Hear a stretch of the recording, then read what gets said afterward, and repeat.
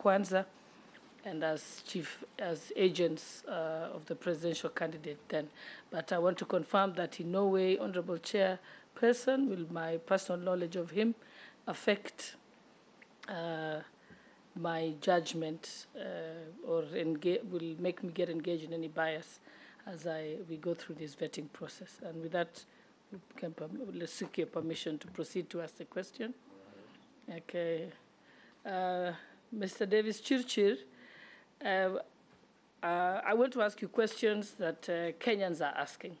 That's what I've been doing throughout this process, things that matter to Kenyans. Kenyans are asking, the cost of electricity is one of the highest in the region, and this affects the cost of production, hence the cost of many of the basic commodities that are required by wananchi. It's also said that the high cost of electricity is because of the loop-sided contracts between KPLC and independent power producers. Yet, despite the fact that Kenya is endowed with wind, solar, and geothermal renewable energy resources, so the question Kenyans will want to hear from you is what steps will you take should you be approved as Cabinet Secretary for Energy and Petroleum to ensure that you mitigate and deal with these challenges that are facing Kenyans? Thank you. Davis, you'll have to hold. We'll do batches of 4 questions. Then you come to answer all of them together. So you can indicate as we go along. Majority Leader. Thank you, Chair. Davis, you've alluded to the so-called chicken gate scandal that made you step aside in the year, was it 2015 or 2014, thereabout, and investigations that followed. Would you be privy to the outcome of those investigations? What became of those investigations now that you are not reappointed to cabinet in 2017, as much as it was the prerogative of Uhuru Kenyatta to appoint or not to appoint you, but you went ahead to be appointed as Chief of Staff in the Office of the Deputy President this year? Is that to mean nothing came of the investigations, or what was the issue? Two, if you are approved, and you had begun some very good work with the last mile program, the first time of the Jubilee administration. But as the Honorable Sholai says, Kenyans are really concerned on the performance today of our power generation, power transmission companies, especially KPLC. Hundreds of thousands of Kenyans today are connected to power.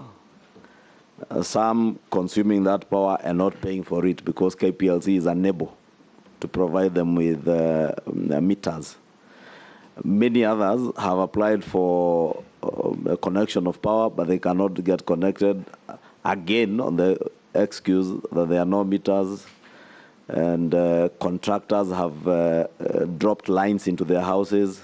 They have not gotten the lines into the KPLC system. What would you do immediately get into office to fix some of those systemic problems that are there at KPLC to make both connection, transmission connection, and billing of power in this country a little bit more efficient? Thank you. Thank you, Mr. Chair. Mr. Chirchir, unlike some of my colleagues, personally haven't had a chance to interact with you or to work with you previously. This could be the first engagement I'm having with you at a close range. That notwithstanding, of course, there are certain things which are not adding up. And why do I say so? Just to pick from where Honorable Chunga has left, you've indicated that you stepped aside, or you are forced to step aside. Because I was in the House then, 2015, when the President came to Parliament and read the names of those who had fallen short of the requirements of Chapter 6 of the Constitution. And therefore, you are forced by circumstances to step aside. And you say investigations were conducted. I'm not sure if you are aware when they were concluded. But that notwithstanding, from your own submission, you said that you then participated actively in the campaigns of 2017, and your coalition won. Isn't it curious, then, that from 2015 to 2022, you are essentially out of public service? And yet, your coalition won in 2017. And the president, of course, is the appointing authority. He could have the reasons why he didn't appoint you. But I'm sure you could have been curious enough to find out from the president or whoever it was why you are not featuring among the appointees, having worked so hard to deliver the victory, and also having been cleared, if at all you are cleared by the investigations. So secondly, until you came, of course, on board much later in 2022, as a chief of staff in the office of the deputy president, at the tail end of the term of the government. But that is very curious. Two is, I'm sure you are aware, because it's in public domain, that executives of Smith and Usman were eventually tried, convicted, and indeed jailed in the UK. Two of them, a man and his son, for having bribed the interim electoral commission officials with 50 million Kenya shillings. So the bribers were convicted and jailed. So those who were bribed have to date remained scot-free, if you may ask me. And to Kenyans, of course, you are one of the suspects, because it was in public domain. So you may need to update us, as a committee, what you could be knowing as far as the outcome of these investigations are concerned, and if at all any action has been taken against any person that was involved in this scandal on the Kenyan side. Because as Honorable Nyet said earlier on, the requirements of the Constitution at Chapter 6 are so stringent, yes, that any slight indication, any slight suspicion that you are not having a proper integrity could bring a lot of question marks in Kenyans' minds. So kindly help us understand. Thank you. Thank you. Thank you. Junet. Thank you, Chairman. Chairman, mine is brief. I wanted to ask the nominee that if you look, even though you are out of office by then, but the last 5 years, the places where there have been many cases relating to corruption, even though now we can tell them they are politically instigated, but let's say politically instigated corruption, let me use it for the good of it, that word, were majorly in the energy sector. If you look at Kenya Power, if you look at Kenya Pipeline, if you look at this, what is your view? Because that must be the thing that is making the cost of living, that must be the thing that is making the cost of electricity very high in this country. What do you think you'll do differently? Because you left office in 2015, then another CS came in. He looked like he continued with a trend that could have made the cost of electricity and the cost of energy very high in this country. What is your view? Is there corruption in the energy sector, or it is as clean as snow, and all those cases were politically instigated? Davis, you can answer those four. Thank you, Chairman, and for those four questions, I'll run through them, starting with the Mheshimiwa Gladys Shole, on the cost of electricity and whether the contracts are lopsided.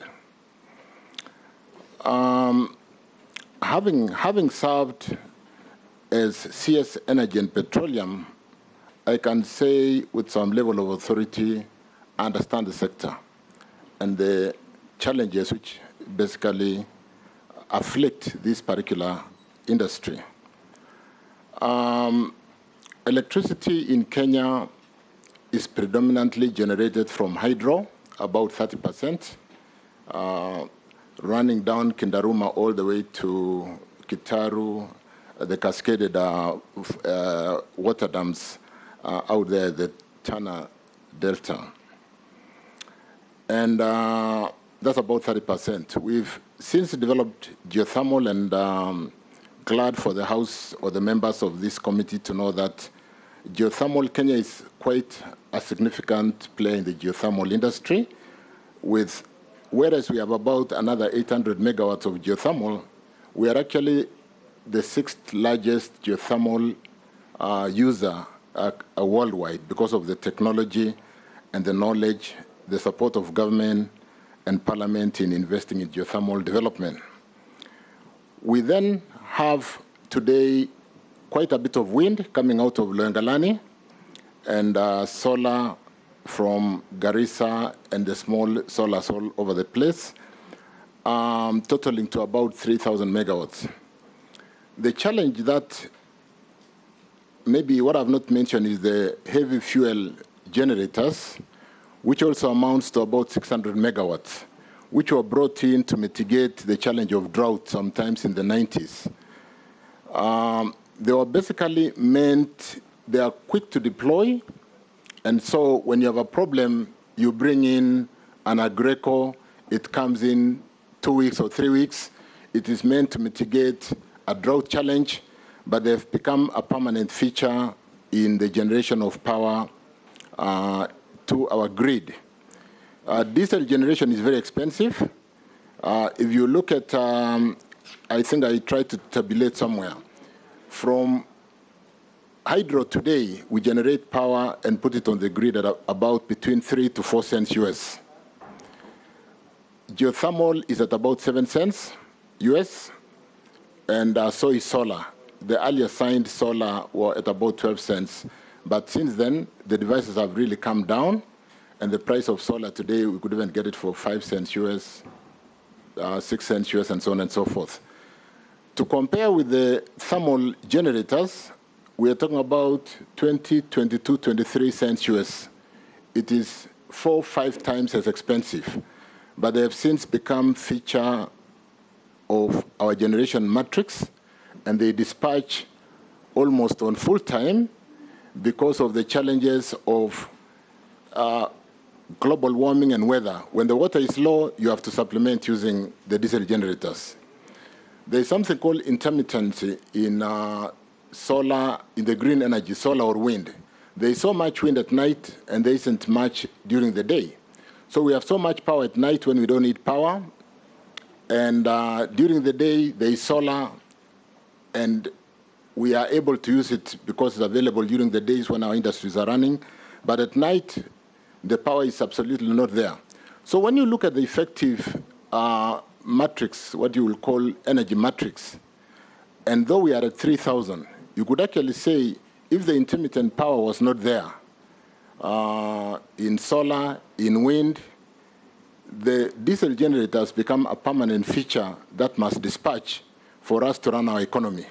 So whereas other economies like Ethiopia are running their energy to power their factories at 4 cents US, 5 cents US on solar, and so on and so forth, we are running our energy supply to our industries at 22, 23 cents US. When you load the cost of transmission, which is more on the Kenya Power side, O&M, and the challenges of what you would call customer challenges and the weak network, you are talking about running our economy sometimes at up to 30 cents US, which is not really sustainable. We cannot, so we must then go back to the drawing board and ask ourselves, even with the 3,000 megawatts today, and Kenya Power or the technical people will tell you the peak time consumption today is at about 2,100 megawatts. You basically are saying if 2,100 megawatts is being deployed to the grid at night when there is no solar, then you must support the grid with diesel generation, which is meant to be really used to support the power shortage, and more particularly peaking. There's something called peaking during around 7 o'clock when we all switch on our powers in our homes and industries are still running. The requirement suddenly goes up, and you need these diesel generators to peak and basically support the grid. So there's a challenge that we must then all go back to the drawing board and ask ourselves, how are we going to fix this challenge? And it is not something that you fix overnight, because power generation is something that if we start today giving out a license through a PPA, by the time we dispatch power out of that project, it will probably be 4 or 5 years. So there are no quick fixes. We must do proper planning. We must get the correct power mix and ensure that we feed our power to the grid at the right cost. Leave the diesel generators to support peaking and for emergency use only. But to almost have them as a permanent feature is really something that cannot be sustained, and it is killing our industries, it is killing our economy. It's a big challenge. It's also not good for the environment, because we are burning fossil fuel, and in terms of the emission, carbon emission, and the ratification we've made in terms of reducing the global warming to, I think it was first in Paris, and then Glasgow, and now Egypt next month, we must reduce the use of fossil fuel. So whereas it's a very expensive form of energy, and it's closing our industry, it's also causing serious environmental challenge that you members may be aware that even the current drought that has caused us to lose over 3 million animals in most of the semi-arid and semi-arid part of the country is part of this global warming. So really, we need to sit down and address the concern of the cost of electricity. We need to generate more from geothermal, where we have a lot of resource. We are told we have up to 10,000 megawatts. And I think we are experts today in development of geothermal, given the fact that KenGen personnel are currently assisting Ethiopia to develop geothermal. When we are buying 400 megawatts from Ethiopia, we should possibly be spending that resource to develop our own resource. So, Chairman, we'll need to sit down with the technical people at the energy bodies, KenGen, GDC, and really retrace where we've gone wrong, relook at how to improve on the matrix, power matrix, reliability of a transmission network, so that we don't have this intermittency of power dropping and messing up equipment in industry. We must look at the cost structure of the power that we supply to the users, because it's one thing also to generate and load so much cost because of our inefficiencies in the way we work in Kenya Power, in REA, or GDC for that matter. So there's work to be done, Chairman, on the challenge of cost of electricity. And then to basically summarize on the cost of electricity, as a student, I didn't mention that I did a master's in international management. And in strategic management, in one course, you get the global farms. Global farms are farms who manufacture out of their home countries because of the advantages they draw from cost of manufacturing. Out of UK today, cost of labor is so expensive. Japan, cost is expensive. Germany, the cost of doing everything is expensive. So they relocate to places like China, Ethiopia, Kenya, because of the cost of doing business. If then our cost of doing business starting from power or human resource is high, we miss that opportunity. Global firms look for least cost countries, countries who offer competitive advantage through power. That's why we are doing the SEZs and so on and so forth. So it's one thing that we must address quickly and put Kenya where it belongs in the state of nations. So those are some of the steps we need to look at. I think it's teamwork. We need to bring everybody on the table. One question which I asked myself when I was nominated for this position is really How do I navigate this challenge? And more particularly, the fact that everybody, Chair, in the energy sector, when you see the mission and vision, the mission particularly of all these organizations, Geothermal Developing Company, KenGen, Kenya Power, they talk about competitive price power. But do we really mean, do we understand? Are we competitive? Competitive against who? When we are a monopoly? We should be competitive against the world prices of delivering power to the grid to be able to attract some of these global firms. So, Chair, I am up to the task. I'm aware of the challenge, and we need to address it to basically put Kenya where it ought to be. Mheshimiwa Ichung'wah, Anthony, am I privy to the outcome of the investigation on Chicken Gate?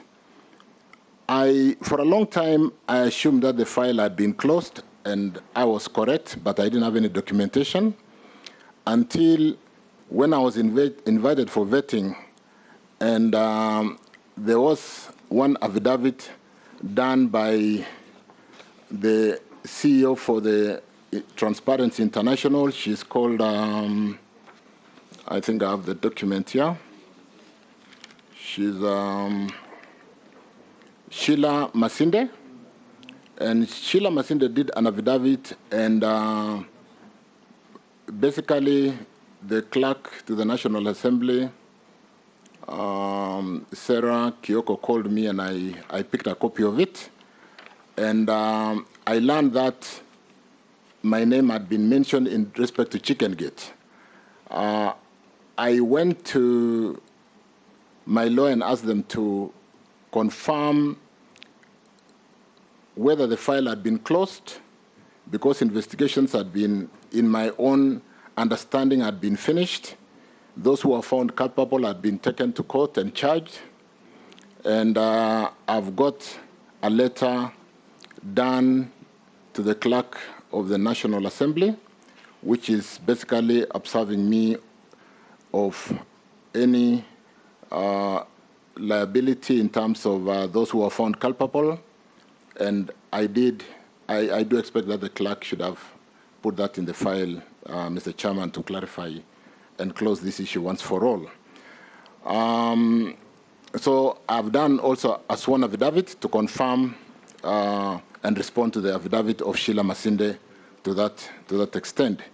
So that, whereas I assumed that it had been closed, at least I was actually happy for a moment that we do this confirmation hearing, because it gives us the opportunity to check our past, confirm our tax compliance. We can't see the letter he's referring to. You have a copy of that letter? I have a copy of that letter, Chairman. Share with us through the clerk.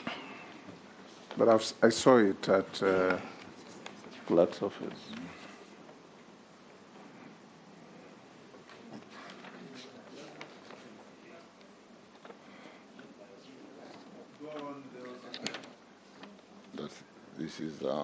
That's the letter.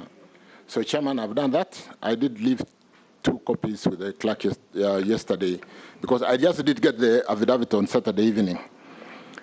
So, Chairman, I do expect that, whereas I assume that the case had been closed. Chair, on a point of order, maybe just in the interest of saving time for the committee, the clerk's office should supply such documents and circulate them.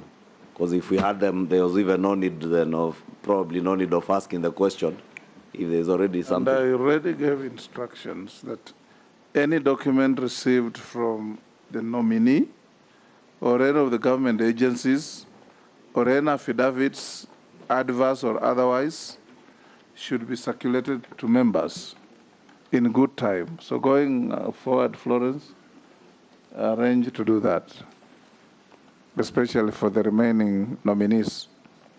So, Chairman, I then did an affidavit to respond to Sheila Masinde, and I did forward yesterday. But for a moment, I was a bit disappointed, because my name and my character was put to question for several years through a document that was placed before Parliament, and I would expect that Parliament should protect its citizens so that we do not work down careers of serious citizens in this country when people make allegations. But I was also quite happy that the Approval Act of Parliament does require that submissions of any adverse concern about anybody be done through an affidavit, a sworn affidavit, so that we do not have claims and mischief of people trying to pull out down people's characters. So in terms of the vetting process, I think it was well thought out that, Chairman, we do require that we do sworn affidavits, and so that the face of the person complaining and not unnecessarily pulling somebody's character and career down is able also to stick out and say, I want to stand against an integrity issue and therefore be able to corroborate what exactly the challenge is. As regard the concern of generation and transmission, which was raised by, again, Mheshimiwa Anthony Chungwa, it's cross-cutting from what Mheshimiwa Gladys Boshole did ask, and I think I've touched on that question, but let me just go into one area of why I think we really need to address the power sector, the cost of energy in this country. There's been for a while, I think because of the monopoly of Kenya Power, or what would actually, I think the Energy Act 2019 has addressed that monopoly to some extent. It's just implementation. But to a very good extent, the customer service, which is really more of a big challenge that we need to address, because we look at customers, and a customer is a person who buys and buys again. They are not buyers. We really are permanently with Kenya Power and Lighting, and we need to have a relationship with Kenya Power in terms of understanding. Even the bill is so complicated. We need to really understand and improve the customer service and customer relationships. In my MBA course, Chairman, I did put deliberately a document on one of my term papers. One of my term papers, Chairman, in my MBA is a case of a company which was in medical insurance called CRM Implementation Failure at Cigna Corporation, which when I review today tells the story about our energy sector in terms of failure to recognize customer relationship and more dealing with being just transactional basis. And I would like to encourage members to look at that term paper. It almost reflects how we behave in the energy sector to our customers, how when our numbers the bottom line numbers are not adding up, we push it to the customer instead of mapping out change strategy to address that is those very concerns. Good. Tell the committee what we are going to do to stop this. It's one of my first assignment, Chairman, to basically look at the cost structure of our parastatals. I think we generate power, for example, at $4, $5 on the renewable energy. And when we give it to Kenya Power to distribute, they distributed another 4 to 5 cents. It's not acceptable. And so we must look at our distribution cost to be able to bring down the cost of power. We must look at the strength of the network in a very structured way. We must decouple. I think what we did sometimes was the generator is KenGen, the transmission is Kentraco, the off-taker is Kenya Power. But if you seriously look at how we operate today, sometimes NREA does the social obligation of doing the last mile and the providing power to our homes. When you look at the decoupling of services between Kenya Power and REA, I think REA today is called REREC, Rural Electrification and Renewable Energy Corporation. You cannot draw a clear line on who does what. Kenya Power tend to do more of social work, which cannot really, as a commercial entity, the social work should be done by REA, and which is funded by government. So we don't fund REA and yet the work is being done by Kenya Power, and then they owe one another. When you look at GDC was supposed to be de-risking the fields for geothermal development, building power generations today, which is the space for KenGen. And Kentraco and Kenya Power, you can't distinguish where transmission ends and where distribution starts. So we'll need to sit down as a team and work on full decoupling and understanding the role of one body against another body. If Mheshimiwa Hussein wants to pull some power in Pokot South to some end, it is the role of REREC to do that, not Kenya Power, as a social obligation.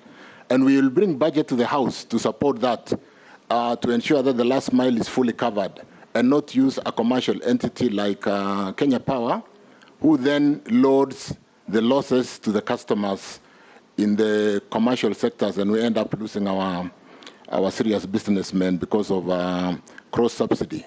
The subsidy should be left and be done within the social context of REREC, and we leave Kenya Power to do the more commercial work as an off-taker, pay KenGen what is due to the generators and the PPPs. I'm told today KenGen is owed, and the other PPPs are owed over 23 billion because of failure of Kenya Power to pay. So, Chairman, there is work to be done.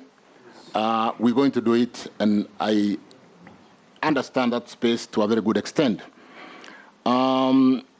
Davis, we are not doing very well on time. Let me. We spend about 30 minutes. I think on two questions. Chairman, I've answered to a very good extent Mr. Wandai's question of Chicken Gate. Chicken Gate, and I think the only challenge is really, yes, it was in the public domain. I do also expect that my members of parliament to defend me to some very good extent, so that I should not have been out for several years on an allegation and a file that had been closed. And you owe me for not, it came to the House should have, not just for Chirchir, the House should really protect Kenyans so that we don't trample on people's careers. Mr. Speaker, just a point of order. Mr. Speaker, you know, Mr. Chirchir is making very serious allegations that I should have helped him to get back to the cabinet, when you know very well that the coalition that formed the government was not my coalition. Really.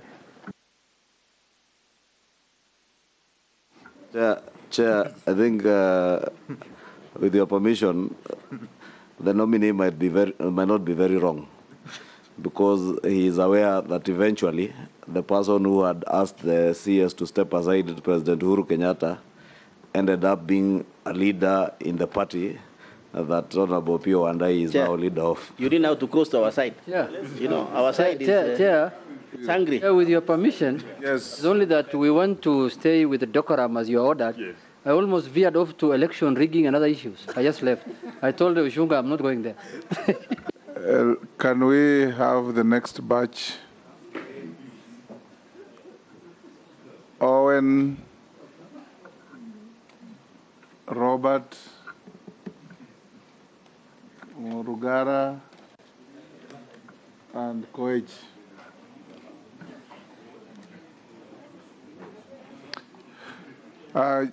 Davis and honorable members, we are doing very poor on time. Now, please ask precise questions. Let's get precise answers. Okay. Yes. Chair, thank you very much, Davis Chirchir. I would like to ask you a question in terms of power use, electricity, and the productivity of water. That the tariff used for producing water using electricity is higher than that of street lights. And areas like the coast where you have to pump water up, and other areas in this country where you have to pump water that goes up to homes, the cost of production is very high, such that water companies in those areas cannot break even because they spend more money to pay for electricity than for the water. And yet, the policy at the ministry has not changed for many years, and that people are suffering, that there's a lot of power disconnection in waterworks by KPLC because they are demanding that they be paid the commercial tariff. And yet you find that streetlights have a special tariff. It's very low. What are you going to do about this to ensure that we say water is life, water is the engine of all productivity in this country, and actually there's a correlation between poverty and water? How are you going to assist the other ministry to ensure that we have water and there's no interruption? Robert Mbui. Yeah, thank you, Chair. Chair, I want to refer the committee to page 5 on the documents presented for this nominee, on the part where we are talking about sources of income, and he's indicated his income of 2021 and also 2022. I want to refer to the 2022 income. Now, he's indicated that on number 5 that he worked in the office of the Deputy President as Chief of Staff in the year 2022 and earned a whopping 18,448,000 shillings. Chair, my question is, assuming he started working on the 1st of January, which is actually a holiday, then had to stop working on the 9th of August because that was the election date, then it means that he was earning on average 2,527,000 shillings per month. Now my question is this the official public wage bill that has been approved by SRC for the office of the Chief of Staff of the Deputy President, considering that the Deputy President's own salary is only 1.2 million per month?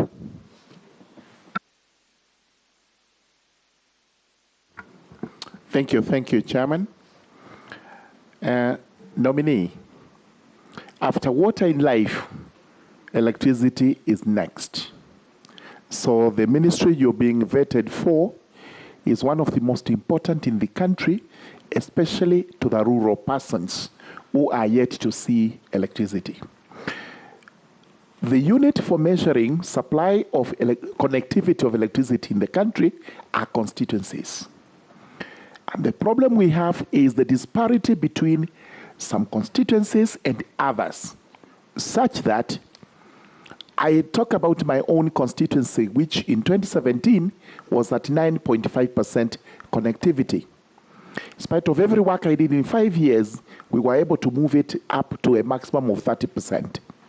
There are other constituencies, and I have data of that, who are now at 100%. My question to you is this: what are you going to do to reduce or remove the disparity between constituencies, whether rural or urban, as far as electricity supply is concerned? Because Kenyans out there are now waiting to be connected to the national grid.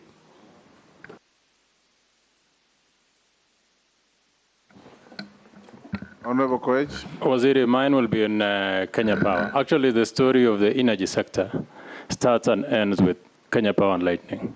In fact, nowadays in Kenya, there's a famous quote, kwamba when it rains, saile sisi tunatoa nguo, Kenya Power pia inaanua wire.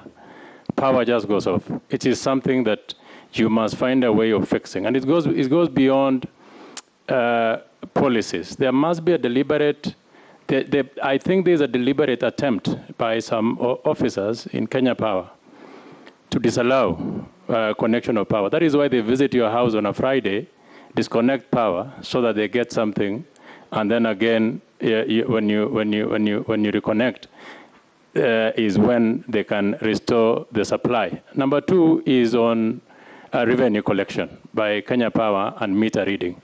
You find Kenya Power staff having to dodge vicious dogs in people's compounds, yet you can actually use technology to do meter reading and give estimates on what should be built. Thank you. Davis, can the answers be as brief as the questions? I'll be brief, Chairman. Income, Chairman, as I declared, is accurate. In 2022, I earned 3 million between January and March from my previous sources, as indicated from 2021. And when I came to the office of the Deputy President as Chief of Staff, I've earned salaries for 5-6 months at a taxed net amount of about 764. I have been able to utilize a facility called a car grant, which is 10 million, which is available to that office as per the public service laid out regulations. And when you break down that 18 million, I did my arithmetic and it's accurate, Mr. Chairman.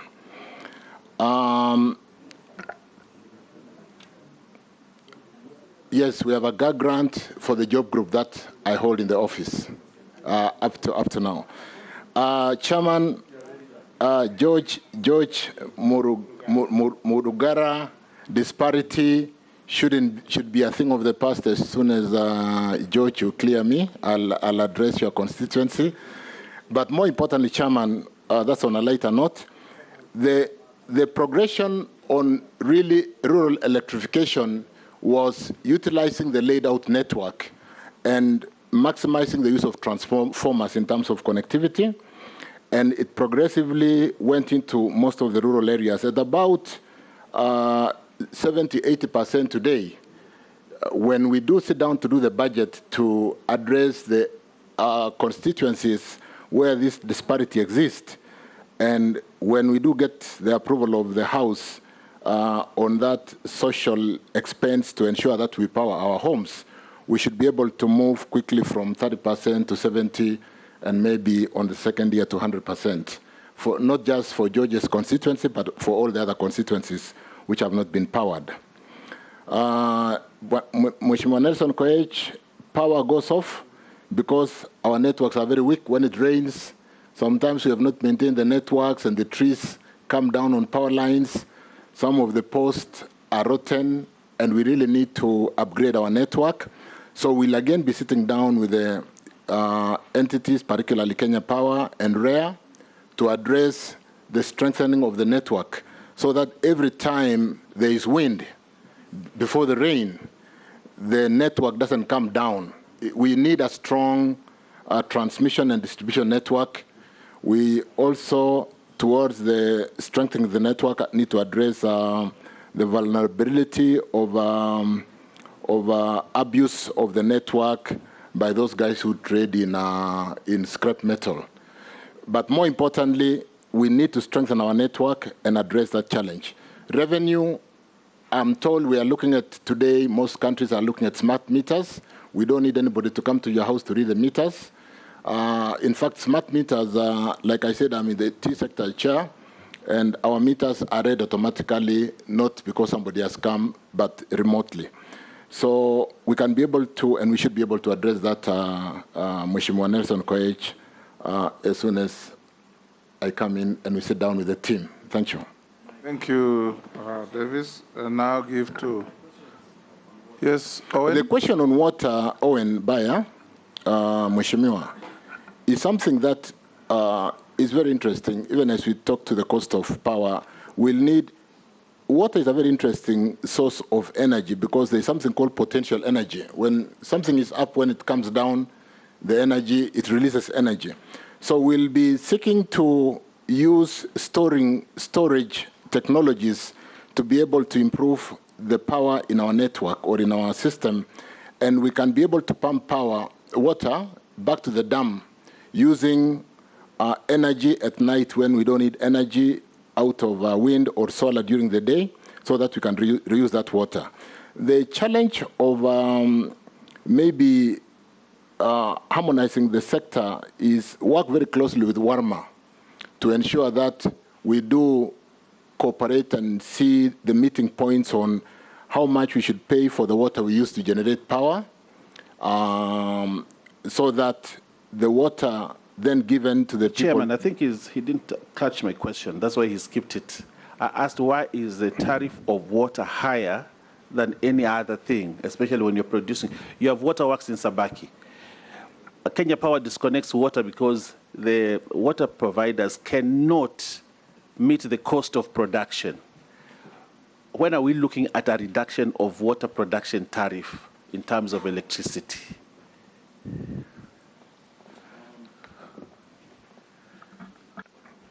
Owen, let me understand that question properly because... Is asking yes. that power cost to water service providers is high. Isn't that so? Yeah. Yes. Why is it so high? Is it high relative to other consumers? Correct. Chairman, the tariffing structure of Kenya Power, you could have seen something called C1, C2 to C15. And pumping of water using the pumps is quite a heavy consumer of power.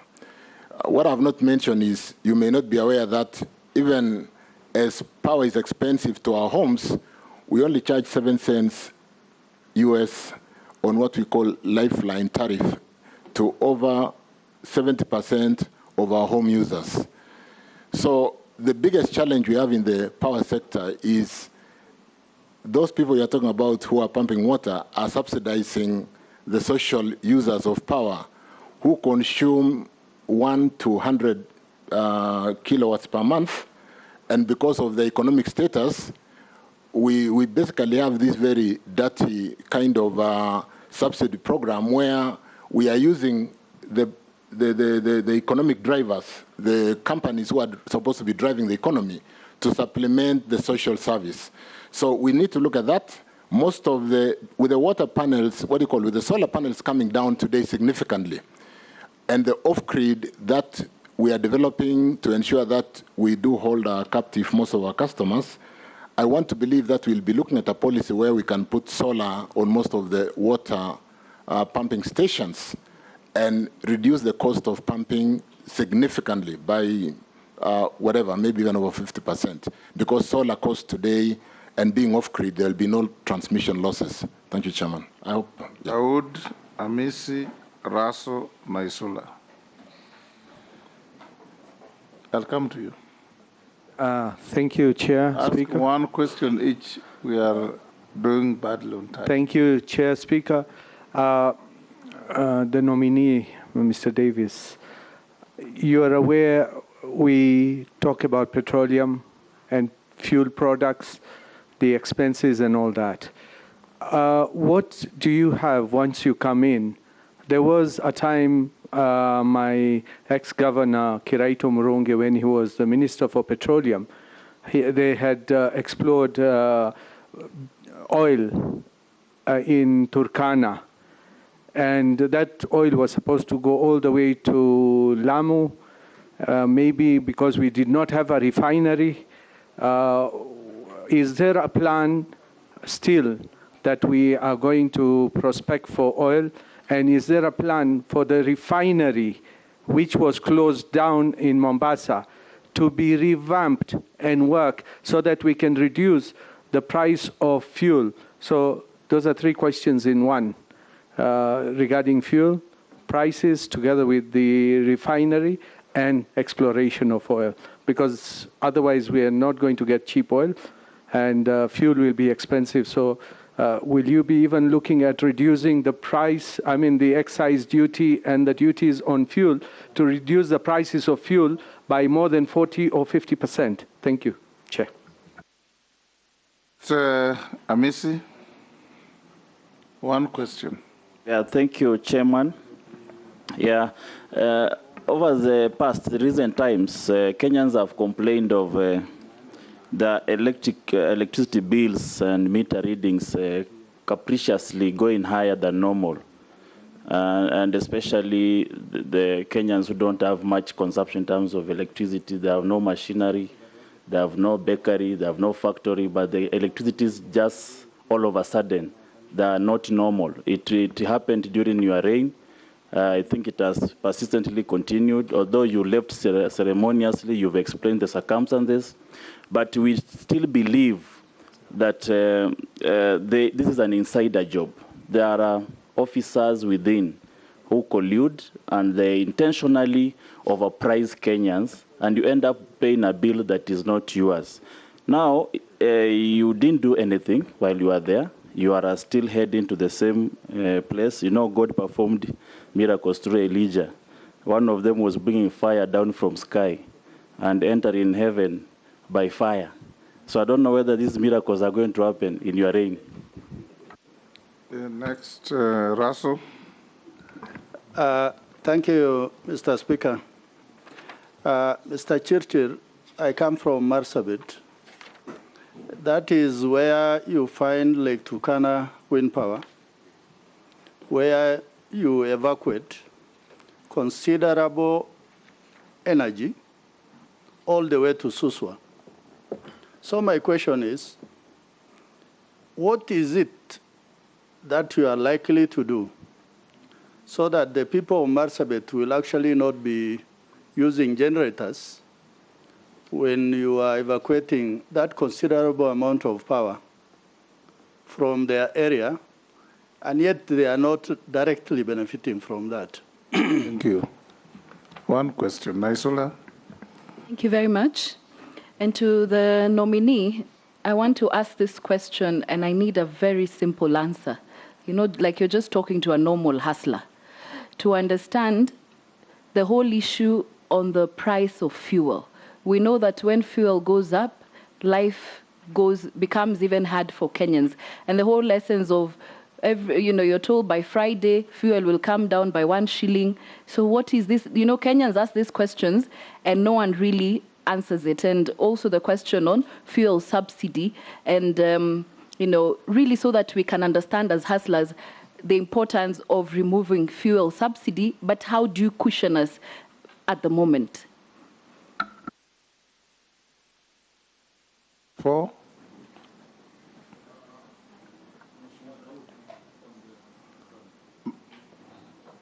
Mheshimiwa Daud, from on the petroleum and the Lokicha oil that was discovered sometimes, and where are we today?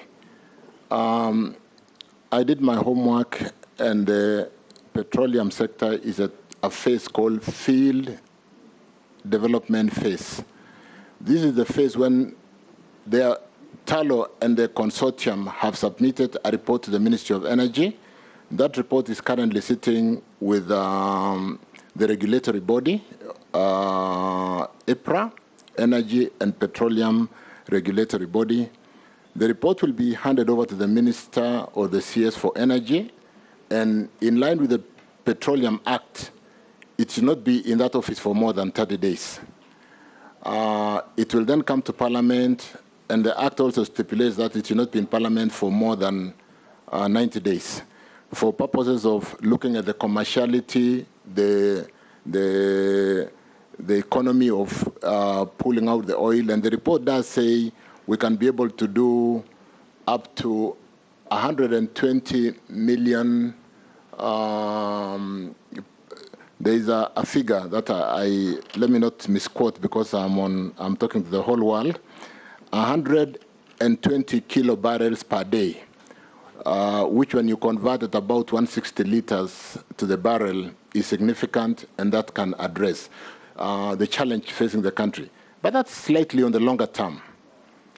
We will work together to expedite and make sure we don't work with 30 days, we don't work with 90 days, and therefore be able to tell the prospecting company to quickly get down and start pulling out the product. And that might give us the security of the challenge we are currently facing. If I combine this with Mheshimiwa Lesuda's question, because they are basically cutting across on the same petroleum area, with the price of fuel, it's a world phenomenon. The challenges of Ukraine and Russia, and the US and Canada refusing to buy, putting embargo against buying that product, created the supply-demand challenge.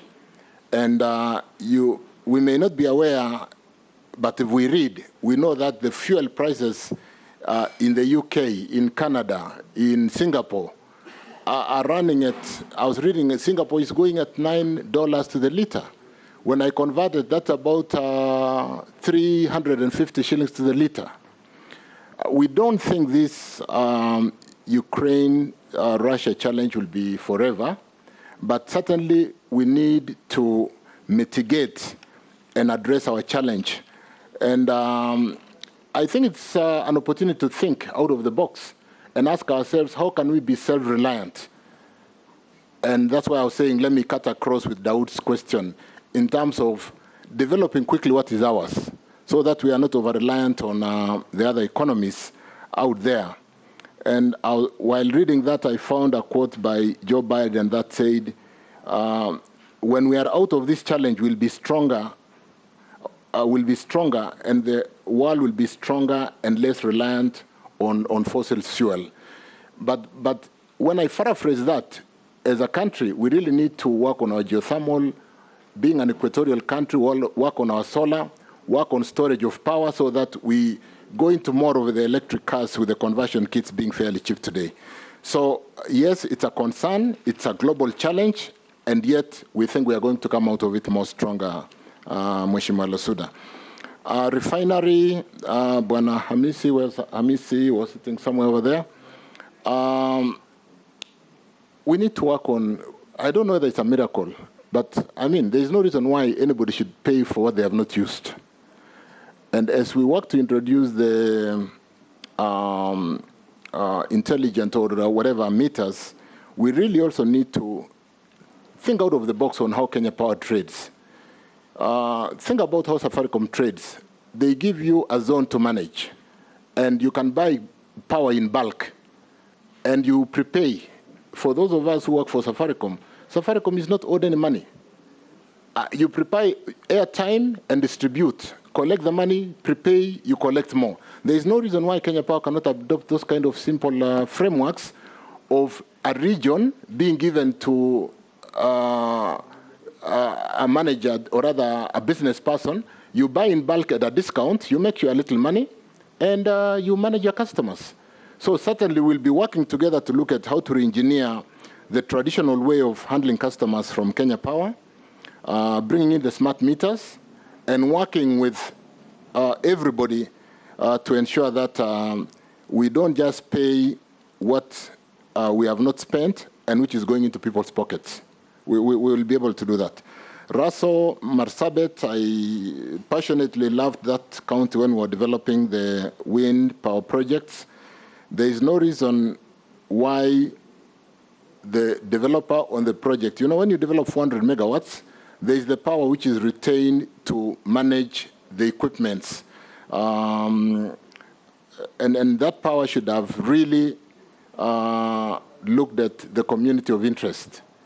We need to sit down and look at using the power that, when you develop 400, we have possibly retained 20 for the use to manage the equipment, because they need power to basically support the operations within the site. And it shouldn't be asking for too much, because I think the power we need within the community will not be more than 3, 4, 5 megawatts. And therefore, we need to revisit, and under the act where the resource sharing of local resources with the community, the county, and the national government, we should see how to support the community around Marsabit so that we do not just evacuate power the way we evacuate water out of Muranga, and the locals just see the power going out of their county, and they don't benefit. So we can look at that. Naisula, I think I did combine your question with Dawood. Thank you, Chairman. Chair, my question has not been answered about the refinery. Let me take up that very quickly. Question. The refinery. We'll take another round after that. The refinery, Chairman, was closed during my time because we were supporting the refinery through importation of crude, which was then refined and on what we called a yield shift. You bring a crude and you need to produce so much of AGO, you need to produce so much of PMS, and many times our refinery, because it was a very old technology, was not meeting the requirements of the yield shift. So there was a shift from the planned to what was produced, and we were making so much losses. The second challenge was the fuel coming out was not clean. If you drove a diesel engine those days, it kept going down every so often because the particles degree of particles in terms of what is approved to be clean fuel was not. So we had to shut it down. We either had to upgrade or to shut it down. Improving it was as more expensive as buying a new one.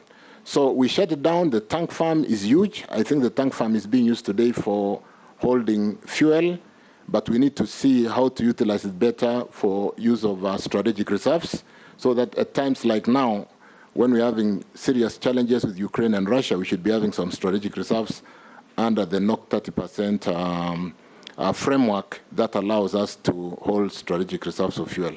Thank you, Chairman. Posing, Chirchir, Ferdinand, Mishi. I thank you, Honorable Chair. One question each. Yes. Very strict. And you have really balanced today. People who started early, you give them the last, and then the last, you give them the first. I think you're a very good speaker today. I thank you. Now, to the nominee. No, it's true. Only or always? It's the truth. It's fair. Now, the nominee, Chirchir. There is this problem, which is an example of many other towns in Kapenguria, which is getting really unclean power. Almost every day, bar blackouts. There are many towns like that, Honorable Chair, in this country. But I think Kapenguria receives one of the uncleanest power in the whole world. You cannot even predict to do anything, Chair. We did, as leadership of West Pokot, at a particular moment, we presented our issues to the late Kibaki, during Kibaki government. And what he did was to recommend the evacuation of power from Takwel. You know, Speaker, we have Takwel, which is generating power in West Pokot. So when somebody talks about unclean power, you don't understand. So that government proposed that we evacuate high power, build a substation in Ortum so that we can develop the factory, which is now about like 40% being done, and then to Kitale, so that Kitale and West Pokot can share that power, which is clean power. And Ketrag Honorable Chair did only power lines. And from that time, that's almost 15 years, up to now, Chair. The power lines are there, Waziri, nominee, they are there. What will you do because those are low-hanging fruits for your action. Would you promise, if this House agrees with the, or approves you, would you say that that will be your 100-day expectation that you light up that line so that the people of West Pokot and Trans Nzoia can be able to get clean power? They have been suffering since independence. Thank you, Chirchir. I thank you. Chirchir. I have represented you, but... Thank you, Chair. And when a nominee, as you consider the issue of Marsabit, also consider the issue of Balambala, where you are getting your solar power. Since you also seem not to be getting power, and we give the nation about 53 kilowatts through solar. My question is a very simple one. Do you have any plans to improve the strategic petroleum reserve in the country to caution Kenyans against future fuel shortages? Thank you, Chair. Gikaria.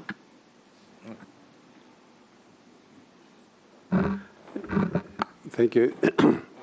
Thank you. I think I wanted to ask this aspect of capacity charge, and that is the animal in the energy sector. But at the same time, also, Chair, I have another one on NOC, the National Oil Corporation. Chair, I would want to ask the nominee to address us on the capacity charge for the PPS. And on NOC, Honourable Chair, you know, the fuel prices in this country, the international strategic reserves for the internationally recognized is around 90 days. And here I think is only 7 days. And it is very dangerous.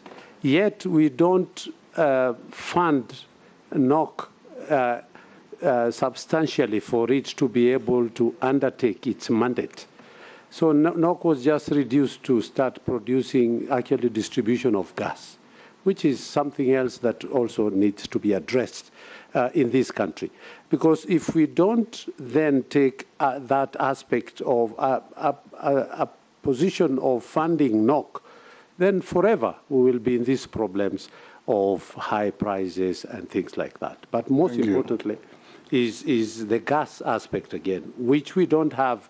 It is being controlled by private people, including NOC buying gas from a private person to sell to Kenyans. And it was very strategic when we started the Mwananchi gas that was meant to reduce the forest problems.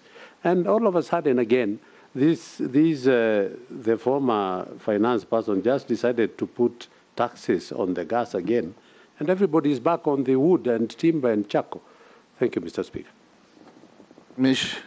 Yeah, thank you, Chair. So many questions have already been asked, but I have just few of them, like two. Okay, Chair. Yes. I will abide by the norms. I think there is a need to have... Please switch off your mic. Oh, sorry. To the nominee, my question is, what plans do you have in terms of enough supply of renewable energy to Kenya's national grid? I'm citing one project, and that is the Lake Turkana wind power project, which was there. I don't know whether you are still there or you had already left. This project, its aim was to supply renewable energy to Kenya's national grid. But there was a lot of corruption. So many millions of Kenyan shillings were embezzled and could not be accounted according to auditors' reports. I don't know how are you going to be dealing with the cartels in the energy sector, because it is just too much. Kenyans are having burden of high bills, fraudulent billing, and maybe it is because of the monopoly of KPLC.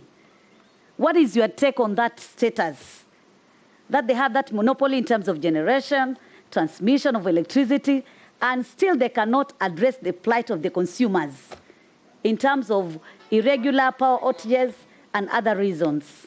So what is your take, and what are the way forward for you to ensure that at least Kenyans will enjoy, and at least there will be a reduction in terms of costing for electricity? Thank you, Mishi. Ferdinand, let's take another one. Nominee, I just want to make... be the last. Yeah, yes. I want to make a comment, a very serious one. The relation between REA, rural electrification, and Kenya Power 90. You'll find that they do their survey, and they bring the transformers and are fixed in whatever place it is, and takes months and weeks and, for the Kenyan Power 19 to come and do the connections. That's been a challenge in the rural area. That's been a major complaint among the consumers. So what are you going to do about that? Davis, can you answer those 5 as precisely? Mheshimiwa Kosing, Kapinguria and clean power, yet we generate out of Takwel.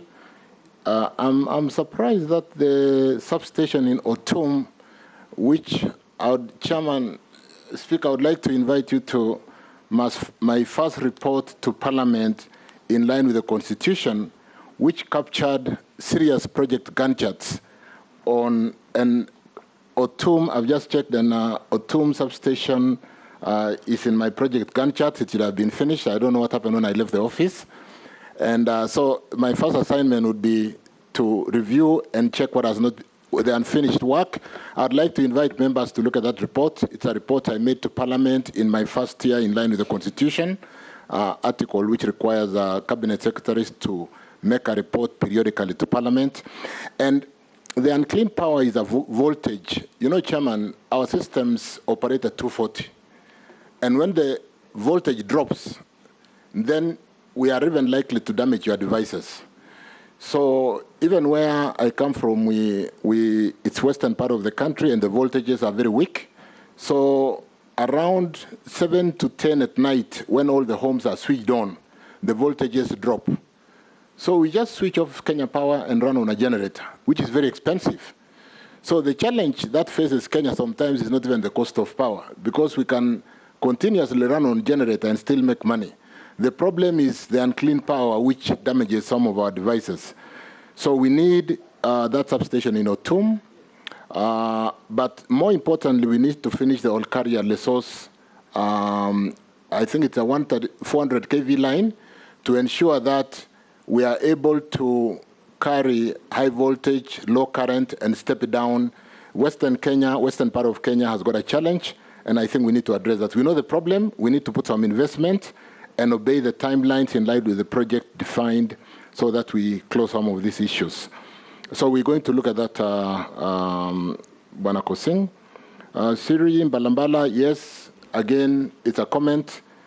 We want to treat Garissa, where the power is coming off from solar at 50 megawatts. There is no reason why the community of interest do not have power, and we need to look at that. Within the station, we can be able to have a small substation to serve the community of concern or the community of interest where we are picking the power from within Garissa and Balambala area. Strategic reserves is becoming a must. We need to look at that. Currently, we do our fuel purchases using spot purchases, which are done through the open tender procurement system, and it's managed by OMCs. The government doesn't put any money. They compete well, and I think we get good price of petroleum products and petroleum products until we have this challenge which is facing the whole world. But yes, we need to have strategic reserves. We need to build enough tankage. We need to see how best to utilize the KPRL facility, dimension enough storage, but be very careful so that we don't do what is equivalent to aging, or as we age, we make sure we understand so that we are not holding expensive fuel when the price of fuel has gone down, or vice versa, which would be of advantage to the country. So we'll quickly look at that and address the need for strategic reserves for our country. Gikaria, NOC, capacity charge, fuel charge, and the gas is something that, let me talk to gas first. There's been so much improvement in the use of gas in this country today. And I did pick some numbers which I want to just refer to very quickly. The per capita use of gas in Kenya 15 years ago was at 2.3 kilogram per household. Today, we are at 7.5 with this 180 gas, and the initiatives that we have done, albeit the challenge of the one investor who manages the facility, the private investor. If we open up that space, and I've seen the strategic plan of NOC and the energy sector, we want to move to 13 kilograms per capita use of gas per household. If we do that, some of the very, very interesting gains will be like, let me run that again as the forest cover. Again, some 15 years ago, we were at 4% forest cover. Today, we are at 12. If we move the use of gas to 13 kilograms per household, and stop using biomass, because the underside is we are cutting wood to burn for our houses. If we just improve by 5% to go to 13%, the forest cover will go up from 12% to 22%, which is so significant. So we can talk about planting 3 million trees until the cows come home, or we can, yes, and we need to do that, but we can quickly accelerate the facility in Mombasa for gas trading, manage the initiatives that we had started together and which are covered in some of our reports, and we will be able to move our forest cover to 22%, address the global warming by reducing the carbon dioxide, which is not good for our environment and the ozone layer. On fuel, I think we've talked quite a bit on fuel to the extent that we really need to quickly develop our own resource and ensure that we are not over-reliant on our brothers out there. And even when we are, it's not because we don't have ours. So we need to quickly accelerate the development of the Lokicha Basin and ensure that we are able to, whether refine it here or refine outside. You know, there is, in the production sharing contract, the government has a stake in any discovery, so we can buy into our share of the petroleum that has been discovered and be able to use that to address our strategic challenges. Mishimbogo, renewable energy, Lake Turkana, I think we've talked quite a bit about that. And power generation, there'll be a lot of learning, albeit the challenges and the mistakes we have made from power when we do the power purchase agreements, because when a private developer does, like Leongalane, which is the Lake Turkana we are talking about, they get what you call a PPA, a power purchase agreement, which is a document which helps them to raise banks, whether in the international market, to develop that facility. So unless the impropriety is coming at the negotiations of the PPA, if the private investor does funny games during the development of the project, it does not change the structure and the cost structure on the PPA. So maybe to just simply answer your question, we'll need to look more critically into what goes into our PPA. Are we generous? Are we giving them too much in the PPA so that they play games? And therefore, because it locks the cost of power, it is locked at the PPA stage, which is done before the project picks up. I'm told by my predecessor, if I get approved, Monica Juma, that she has since moved the PPA negotiations to the ministry and will work more closely with the off-taker, which is Kenya Power, to ensure that the PPAs do reflect the cost of power that we would like to drive this economy. Because like I said earlier, if we are going to attract global firms, the cost of our energy is basically not acceptable. We have to bring it down, Chairman. Thank you. Thank you, Davis. I think we'll end here with you. Can I finish, Ferdinand? Was that a comment or a question? He just made a comment. It was a comment? Yes. So, but I talked earlier about unbundling. The challenge between this energy sector, though they are unbundled, they tend to crisscross each other. And we need to define clear lines. Where does REC start? Or rather, where does Kenya Power start? Where does REC start? So that we don't have one company bringing the transformer, another one is pulling the lines, and where are the costs captured in the cost structures of the organization? Mm-hmm. These are some of the challenges we are facing in the energy sector.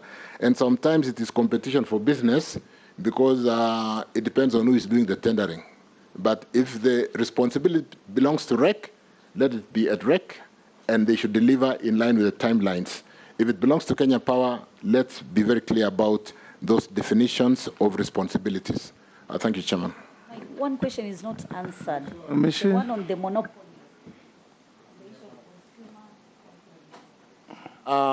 Mishi, I'd indicated, and I didn't want to speak very loudly because of the fact that we have quite a bit of letters of support as government to Kenya Power, and we need to support Kenya Power even as a monopoly for a while. But in the Act, Energy Act 2019, that monopoly has been opened up, and we'll just need to see how to implement the off-grid very carefully, how we ensure that we don't incur power losses because of long transmission and building lines into remote areas where we can do off-grid. And so the monopoly is not going to be a challenge going forward because the Act has addressed that. Thank you. One final question. Kenya Power is a monopoly. It has no competitor, apart from now the few isolated solar panels here and there that are grossly insignificant to their overall performance. Why are they constantly in financial difficulties? They sell a commodity that you and I cannot do without. When you default, they come and disconnect you on the pole, literally extorting your payback and reconnection. Why are they having financial difficulties?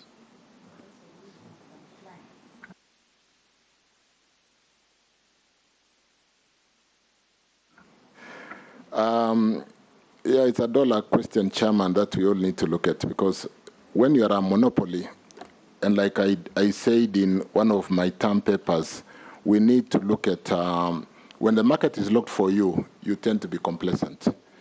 The investment today that is needed to strengthen the Kenya Power network could be significant.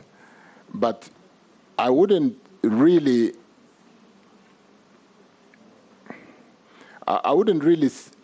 it's a challenge, but like if you look at their billing, yeah, they literally have no overheads. They pass on everything to the consumer.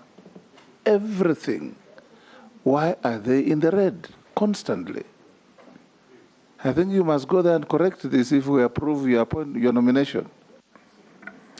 Kenya Power balance sheet, like NOC, is it NOC? Yes, needs to be looked at. I think unless we address the kind of exposure they've put themselves into, so that really we need to restructure Kenya Power balance sheet. It is not looking good.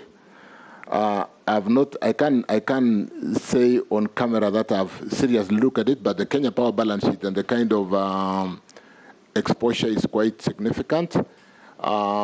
It should be doing much better to be having a loan of about 100 billion against a revenue of 60 billion. And a lot of that money belongs to KenGen, the generators, and so on and so forth. Is something that boils down to a cash flow. The cash they collect is not enough to service where we almost find ourselves as a country today. We collect so much revenue, is it enough to service our loans and run the social obligations that we need to run as a government? And then so we need to support Kenya Power not with cash, but we need to look at, to re-engineer the whole way of how they do business. Banks will market what would otherwise look like cheap loan. And because a lot of the generators, the lot of generation and build-up in the power sector do get government letters of support, sometimes the ball ends up being the government responsibility. So, Chairman, there's a job to be done in the energy sector. We need to look at how to restructure their balance sheet. We need to look at how to strengthen the network, which is the power loss today on the network is almost at 20%. So when you're losing 20% and you have to recover from you and me, it's not tenable. So yes, there's work to be done, Chair, and I think we are up to the task. Thank you.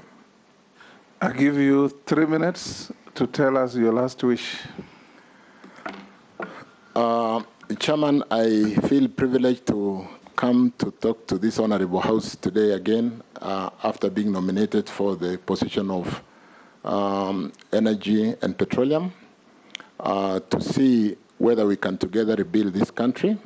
The cost of power is a fundamental driver in the economic foundation of any nation.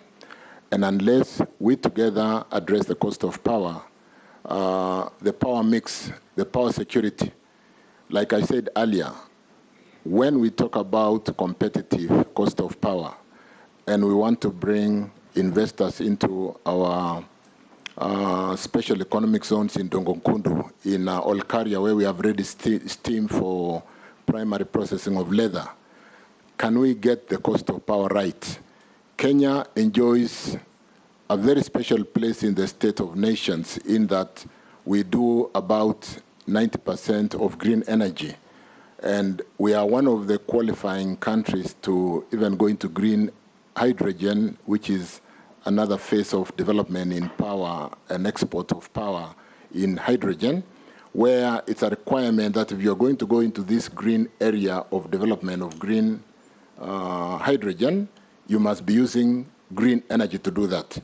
And as we go forward, except for the challenges we are facing in the security of supply and the cost of power, the fact that Kenya today does about 90% of its energy on a renewable source of energy is one thing that really helps us to address the world climate.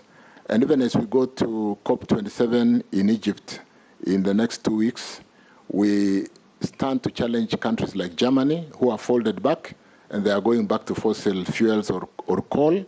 we stand to challenge countries like Britain. And I want to confirm, Chair, that with the development of human resource, with the development of geothermal and capacity that we've built, and we are currently exporting into other countries neighboring us, we will be able to develop under my leadership, once confirmed, in the area of renewable energy, in geothermal, in wind, and in solar. I have the capacity, I have the strength, and I'm a team player. I want to work with this House. I want to work with the people in the energy sector to be able to deliver this for our country. Thank you, Chairman. Thank you, Davis. We will release you to go to your other duties. If there are any documents that you have not shared with us, do so with the Secretariat. Sergeant, as the distinguished member leaves, look for the Honorable Moses Kuria. Give us 5 minutes to stretch, members. 5 minutes to stretch, a healthy stretch, and 5 minutes, please. We start at 6:01.